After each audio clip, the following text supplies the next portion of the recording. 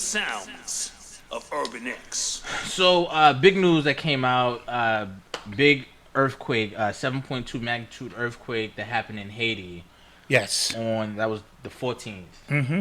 And that is actually stronger than the earthquake that hit in 2010 that killed, I think, 200,000 people. Yes. To that effect. Yes. And as this was happening, all I could think was about the infrastructure that is in place in Haiti and how their resources were taken advantage of by these companies who are going to line up again to say donate to us, for support in Haiti. And I'm just like, damn, that's money's not going to get there. Yes, and I was yes, thinking absolutely. about all the people that all the people that live there. I have friends who have family in Haiti right now, and I'm just like, if it's not one thing, it's another in that country. Somehow it was some type of natural disaster, and it's sad. Yeah, first and foremost, we want to send our deepest condolences out to our extended family out in Haiti, because like we said, we all know somebody of Haitian descent, somebody who's here, who has ties, and their family comes from Haiti. Haiti's been through a lot. Yeah. It's ironic that the earthquake took place on the same day of the revolution in 1791, and that's a spiritual thing as well. Yeah. Understanding that the uprising took place for their freedoms, and delving deeper into how important Haiti is to who we are and what we do, because what's the French Toussaint?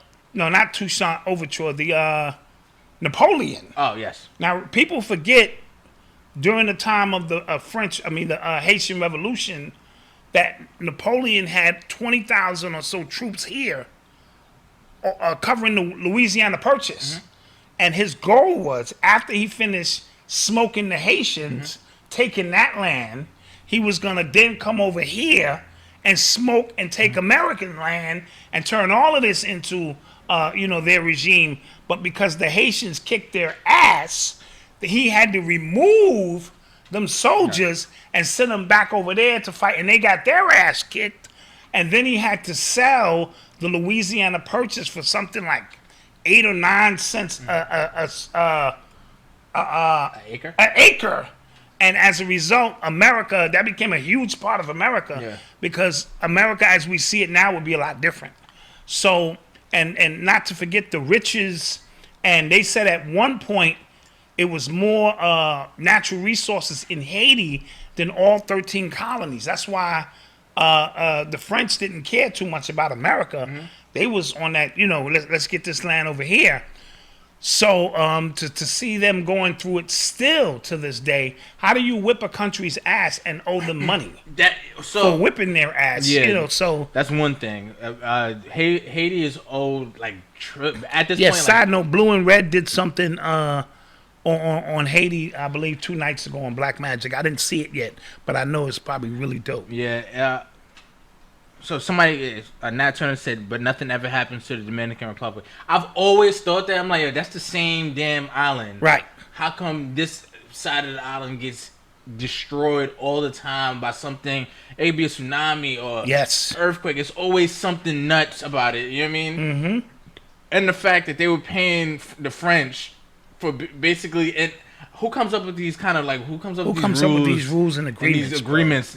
And Haiti, again, their president was just assassinated, right? Yes. So that was something, and America allegedly had something to do with that. Allegedly, right? Absolutely. So, the Haitian politics are rife with corruption, rife with incompetence as well. So it's always easy to kind of destroy and kind of implant yourself implant another country to kind of help and rebuild. And you saw what happened with allegedly Hillary Clinton. Yes. And then was that 2010? Yes. When that took place. Yeah, that was when that hurricane and disaster took place, and they built something like 7 houses.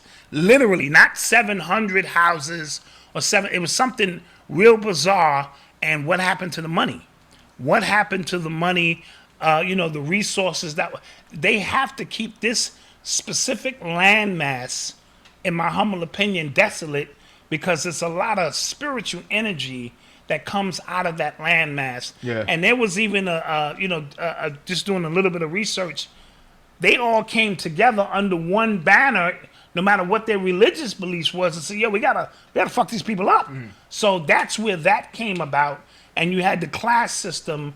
I forget what you call the ones who came directly from Africa, who had no ties to the land. Then you had the ones who were born there, and then of course the mulattoes, the ones who mixed. So even the class system that's still going on today as a result of this, and that's why you have, and they're very connected to the French. It's almost like Stockholm Syndrome.